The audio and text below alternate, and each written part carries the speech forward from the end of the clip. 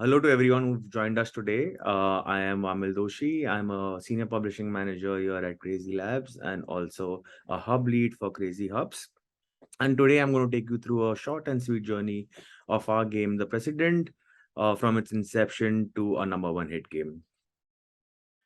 In this presentation, I'll take you through Crazy Labs, what we are all about, hyper casual game development, the President's story, some tricks and tips that could be helpful for you all for your future games. And I hope that they are interesting and exciting for you as well. Followed by a Q&A, or as the president would call it, a press conference. Just a short brief about me. I have been the publishing manager of the hit games like The President, Desert DIY, and Battery Low. I've also led the Crazy Hubs chapter back in Cape Town, South Africa, from where The President is a hit game from. And also, I'm currently leading the two hubs in India, which are based in Mumbai and Hyderabad. So Crazy Labs, as I'm sure you all are aware, we are one of the top 5 publishers in the world with over 5 billion plus downloads, out of which 1.2 billion have just come in the last year. We have over 250 million active users on a monthly basis, and 350 developer networks, which pretty much means working with you guys and many other developers all over the world. And moving on to the next slide. In the next few slides, I'll take you through the Crazy Labs game development process and the business model. The first things first, the Crazy Labs publishing process, it's broken down into 5 steps. The first step being the prototype stage, where we do a CPI or a CPI plus D1, either or both on Google Play and iOS. And we test our creatives on Facebook and TikTok. Once the game shows promise, and notice how I don't use the words pass. So once the game shows promise, we move it on to the retention stage, where we check day 3 retention. This is where our super talented team, the product team, which is a part of the Crazy Labs team, comes in and literally just helps you out on what to do and what not to do and how to increase retention. And once the retention looks promising again, we move it on to the monetization stage, where we check for the profitability of the game. This is where all the ads come in, and again, beautiful user acquisition team comes in and shows you where to place the ads, what kind of ads should we be placing, be it incentive, be it interstitials, or be it banner ads. And the next stage is obviously the scale stage, where again, user acquisition team comes with all guns blazing, meaning we are spending a lot of money to acquire users, and as soon as we hit certain milestones, we are ready for the full launch. The one of the main things that we want to talk about, and obviously with the changing markets, changing scenarios, and even the CPIs and the CTRs that we see these days, they are always wavering. So we are at Crazy Labs understand the need of the hour, and thus we have also made the benchmarks rather flexible to suit everyone's needs, or rather every genre's needs. There are many publishers out there who talk about their KPIs and how transparent they are, but trust me, we are completely transparent with our data and our benchmarks, and we share it with all our partners and all the studios that we work with. So here is our current benchmarks. So if you can look at, TikTok CPI up to 11 cents or Facebook CPI up to 20 cents, to pass or, promise, you need a minimum or D1 of 27% or a 24 usage of 40 minutes. What this table essentially means is you need to pass either on TikTok or on Facebook. So you can either get 11 cents on or lesser, or 20 cents and lesser. So that's considered as a good CPI pass. And when we want to look at D1, you need either 27% or 40 minutes. It's not and. So, you do not need to pass everything. You just need to pass one. Um, Moving on to the next slide, and the reason why we all are here is obviously the president, which is our main topic, and the reason why you have all been so kind enough to join me today, which is for our super hit game, The President. Now, President is a game which has been essentially developed by our partners, Making Games, who are from Nairobi, Kenya, and who had joined the Crazy Up program just a few months ago in Cape Town, South Africa. And I had the privilege of mentoring them out there. So here I want to just take you through some of the earlier games that they had done.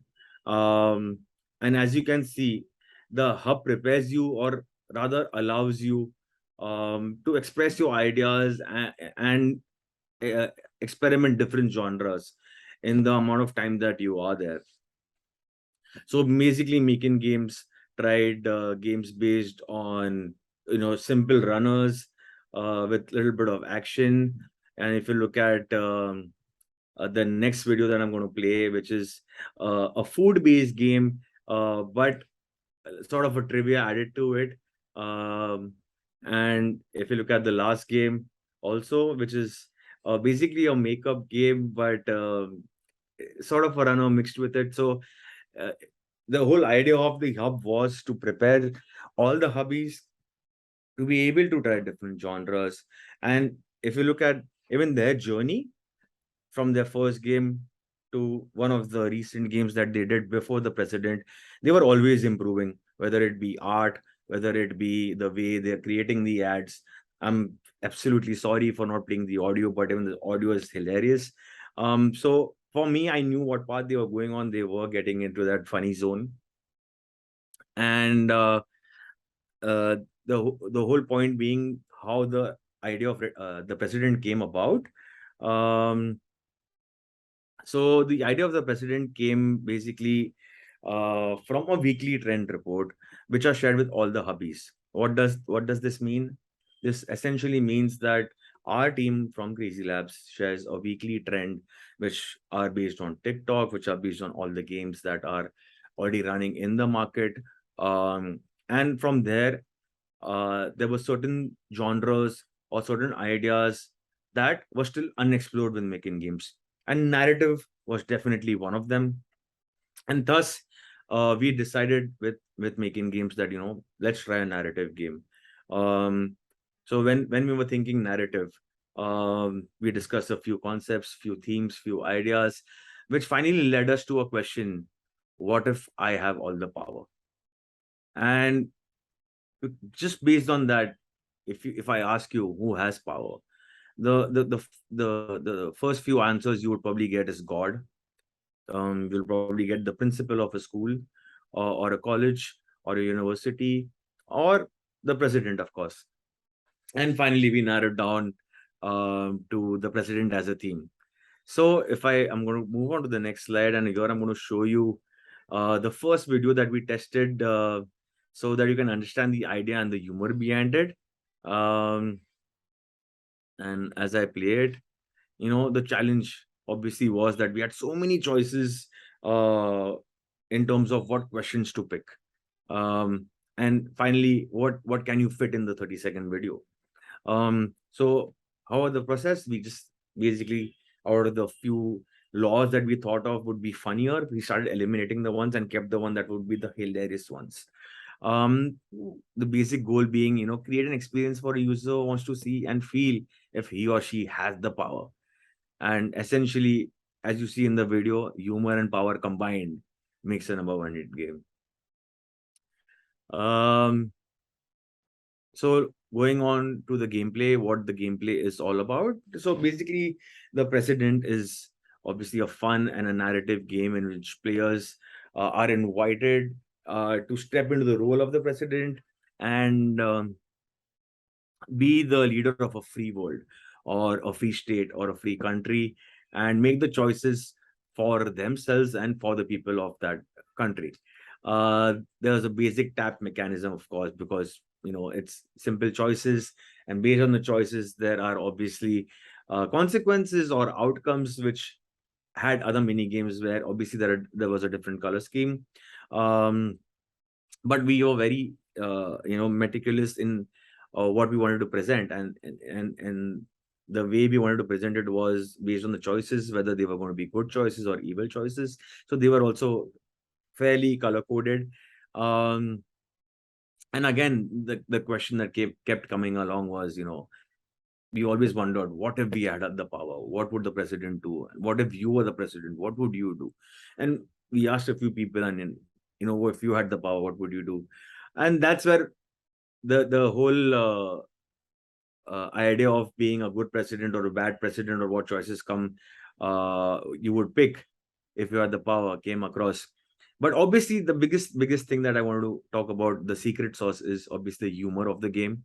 um when developing a game for the mass market, the theme is just not enough. And a narrative game, we just wanted to be very funny, appealing content that keeps the player coming back day after day, for a significant amount of time. So we worked on good choices, we worked on bad choices, we worked on really wicked choices, and the humors that essentially came out from the conversations that we were having on a daily basis. And the progression of the game essentially came with a sense of recollection, and there was always a recollection of the jokes, and or a reference that we had used in earlier levels. But we were also sure that we don't want the player to feel consequential. The progression had to be there, but it had to be inconsequential, in a way where I know what I did earlier, but even if I do something different, it's going to be just funny, and not harm my gameplay experience. The game's not going to end. And obviously the most important thing was the reactions that we had to give if you chose a bad option or chose a good option. Now, when the first CPI came in, which was at 27 cents, uh, but what was the whole aim behind the CPI video was we wanted to make sure that we use the gameplay. So the video that I showed you earlier is actually the third level in the game. We want to make sure that the gameplay is shown exactly the way it is, and that's the video which got 27 cents. Our CPI test run for an average of 2 to 3 days, and we tend to expect a build of anywhere between 1 to 5 levels. We don't want 15-20 levels. You're more than happy to make them. But for me, I'm generally not worried in the during the CPI phase. And some of the examples of improvement measures, if I talk about, um, we wanted to have fail scenes. We wanted to show that, okay, even if you fail, you can still progress. If you fail, it's funny. So we obviously made a fail video, and then other things that you can definitely try for your videos is, try a different color scheme. So let's say, for example, if you've tried purple everywhere, maybe purple doesn't work. You can do pink, you can do yellow. You can obviously try a different character. Obviously, the video that I showed you earlier was just a man president, but we also had another video where the woman was the president, and that worked equally well. Now we talk about the D1 test. When moving from CPI, we started thinking about D1. The few things obviously that were very, very important, and we wanted to make sure the game had was not just an interesting core gameplay loop, but we wouldn't call it a loop. It's probably a progression. You had to make sure the dialogues were humorous, and the situations were such that you could relate to. They were not something that were really out of the box. It was things like a president's talking to another leader of a different country, um, and how could they be flirtatious and just mindless flirting, and not a lot of consequence with it. The animations, we worked on really hard for the different scenarios that added a twist to enhance and satisfy the gameplay, of course, because depending on the choice, the animation was played. So if you chose something good, you would be applauded, but if you chose something wicked, then there would be some naughty animation. So even those story was worked out in such a way that You still move on to the next level, but based on your choices is what happens. And when you talk about UI and UX, the most important thing in a narrative game, right? I completely believe that is the user interface and the user experience. There is so much text that we have to make sure that we are highlighting the questions and fitting the words within the text box that's being displayed on the screen. And when we talk about meta, obviously, in a narrative hyper casual game, what can the meta be, you may ask, because there's such a clean storyline that's going on. But well, there are plenty of options these days that we can add in meta, but the two most important ones that we want to talk about are obviously the character customizations. We just didn't want the president to be in a suit all the time. We wanted to have the freedom that you are the president, so you can choose your clothes. um and there was obviously some timed events, and if you play the game, you've obviously played the timed event, which is essentially events that are running the story's attention in a few hours. So basically, we are asking the user to come back after a few hours to play a hilarious, funny game that's not related to the president. It's just about the president having a good time in his office. So these are some of the things that we added in the meta as well. And when I move on to the next slide, the basic question that everyone would have asked, how did we increase retention? Because you might have seen in the earlier slide, the first retention that we came up to was 21, and eventually the next uh, build that we put out to test for D1, the retention increased to 38. So the level data, if you see both the versions out here, look at the orange one, which had a much lower retention. This is what I wanted to show you versus the blue one, is how we handle the level drop off. So one golden rule, guys: if your level drop rate is more than 5%, something is not right. So in the next few slides, you will get some tips and tricks on how to increase retention based on the precedent. So I'm going to talk about the UI UX improvements. Before, in the earlier version, if you look at the UI you're currently, it's obviously red and blue. That's fine. The text is out there. It's well laid out, but we had to make it impactful. And how do we make it more impactful? Very simple. We kept the buttons the same way, just changed the choices around. We added a little bit of like embedness, a white outline which is much more thicker. If you look at the most important things, is obviously the outline that you see in the thumbs up or the like button. um, Sort of enhances the icon in itself. And if you wanted to continue a conversation, just a green button saying why, which is, again, we've added that little bit of boldness, a little bit of thickness. So you can see the icons are much more presentable here. If we talk about uh, the end screen, the earlier version of the game um, had this end screen, which is again not very bad, although we've already seen the improvement on the icon here. Uh, but there was one thing that was always missing um, in the game, and the one thing that I really wanted to add in the game was this particular bar. Uh, because based on your choices, I wanted to let you know whether you are a good president or whether you're a bad president, or are you leading towards becoming a dictator. And this somehow changed the ball game altogether, because now you're not just earning money, you're not just spending money. Now it's all about your personality. What kind of president are you? And that's what was important for me after every level that we wanted to add. And again, that became a really important factor, because a few levels you play, you can really see the scroll going towards the dictator side or the bad side or the good side. It all became about your personality. um, and simple things like economy. If you look at the screen here, I'm going to show both the slides together, before and after. We didn't change a lot in terms of graphics, um, but the earlier version of the game only sort of had cash, which had um, which were very expensive. And economy is all about balancing winnings and spendings. So initially, the first unlockable item was firstly quite expensive, and it would take a player at least 6 to 7 levels to be able to unlock the first item. And our first thoughts was obviously that gratify the player as early as possible. We don't want them to wait and grind for so long to be able to gratify them.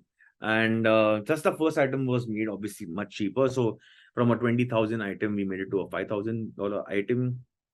And when I say this, it does not mean that just lowering the price solves it all. It's after every level, the range of winnings and the range of spendings also increases. So, and thus the amount at which things need to be unlocked need to be balanced in such a way that it grows with the game, and it's not a simple math saying okay, 5,000, 10,000, 20,000. It has to be balanced in such a manner that it balances your winnings as well. And obviously, apart from this, the player is still expecting a few freebies along the way through the percentage progressive unlock after each level. So if you play the game, obviously you see that, okay, there's something getting unlocked after each level. So that's also a freebie that you can have in the game. Dialogues, and trust me, this is the most important and the heart and soul of this game. And in this example, I just want to show you that we here's the first dialogues that we had ever written for the first build, and you can clearly see here that these dialogues are really, really long. And just I'm going to read it out. Like, arrest citizens who always clap when the plane lands. I'm tired of it. We have to arrest them like yesterday. I'll even pay you. So a classic case of three things that we wanted to show was there's a person who's irritated by people and he's still ready to bribe you to get things the way he wants them. And again, just one small example, we've done this for all the dialogues in the game. Simple as arrest my wife, she claps when the plane lands. The poor boy is just blaming his wife because she claps when the plane lands and he wants his wife arrested. And trust me, it's such a short dialogue and it's more impactful, right? I've got it clear that I still want someone arrested for clapping when the plane lands. And who better to blame than your wife for it? So without all of that jazz that you see in the first screen, this is here where you see that from a long, boring sentence, we cut it down to something that's short to read and yet funny.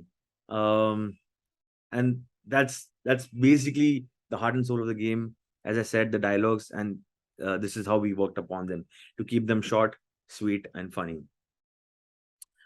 So this is how the president came about essentially, and I hope those tips and tricks, just although very few of them, do help you in your narrative game if you're making any other obviously hyper casual game which can help you in economy and UI UX.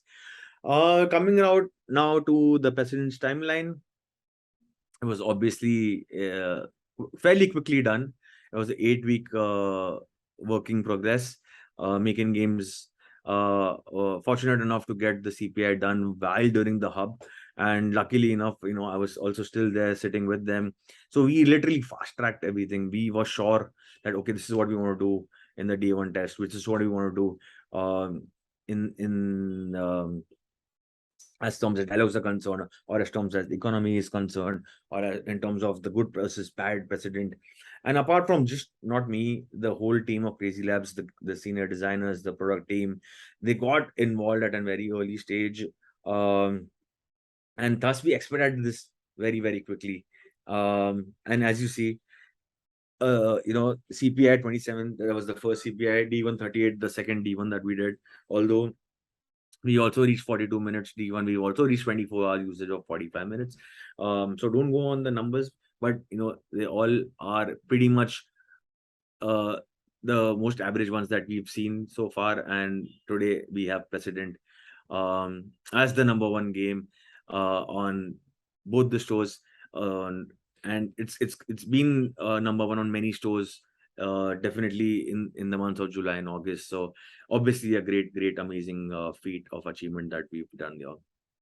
And I guess that's pretty much it. And so before I come to the end of my presentation, obviously I would like to introduce our Crazy Hubs program. The Crazy Hubs program is essentially an accelerator program for a few months, where the studio or the developer gets full-on mentoring from obviously the team at CrazyLabs. You have a hub mentor as well, and the you can clearly see here that we've already had 7 hit games from the hubs we've running so far. Cape Town, South Africa obviously has the precedent, and uh, we are running hubs in Novi Sad, Istanbul, Tel Aviv, Mumbai, Hyderabad. So I really hope that you guys will sign up for this and do sign up very quickly. And what is Crazy Hubs all about? So yeah, just some images from the Crazy Hubs where we are going through one of the sessions, and in the second picture that you see is obviously our graduation day, but we have this thing called the happy hour.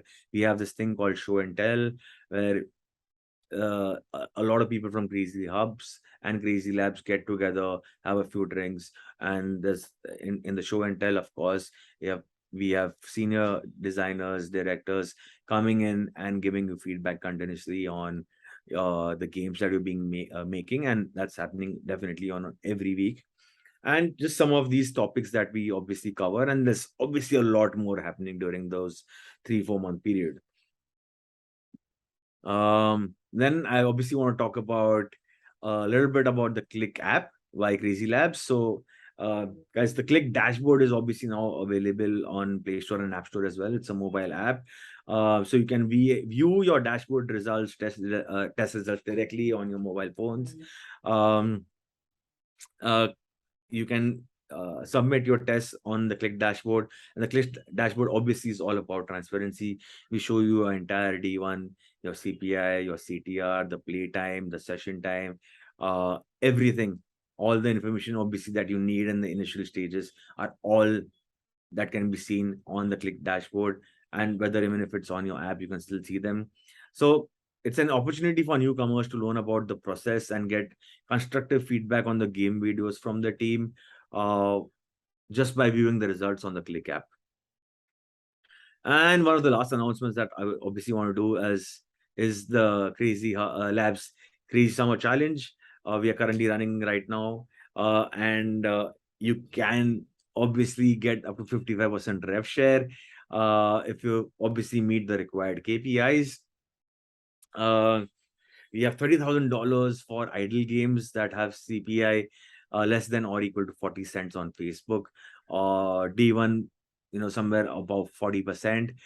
We have $30,000 reserved also for other hyper casual games where if you can hit a CPI of less than 25 cents on Facebook, or get more than 35% retention on day one in the other hyper casual games. And apart from this, just for testing your games, we are giving away cash prizes. So the cash prizes are essentially $500 for submitting 3 games, just on the Click dashboard. There are no KPIs involved. If you hit the KPIs, obviously is something that you get with what I mentioned earlier, and you can get up to $1,200 for submitting 7 games to test. So, and that's pretty much it. I hope you found something insightful, and you can apply them in your games too. And thank you for joining today. And yeah, if you want to shoot any questions, I'm right here.